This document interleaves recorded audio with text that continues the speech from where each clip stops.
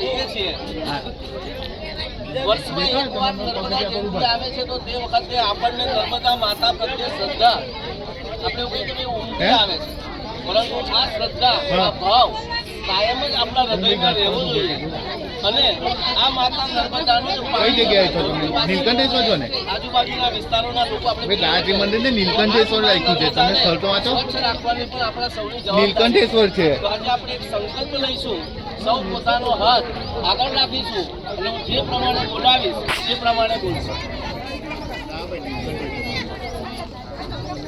સૌ પોતાનો હાથ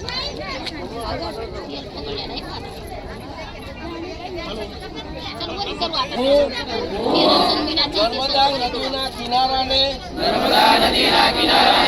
સ્વચ્છ રાખીશ. હું અન્યને નર્મદા નદીને સ્વચ્છ રાખવા પ્રેરિત કરીશ.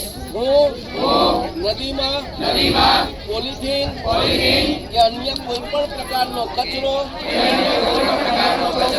નાખીશ નહીં અને નાખવા દઈશ નહીં. નદીમાં પૂજાની સામગ્રી કે પ્લાસ્ટર ઓફ પેરિસ ની મૂર્તિઓ નાખીશ નહીં. હું રસાયણ વાળું દૂષિત પાણી નદીમાં જવા દઈશ નહીં. હું આજથી જ નહીં પણ હમણાંથી નર્મદા નદીની સ્વચ્છતા શરૂ કરીશ અને હંમેશા કરતો રહીશ.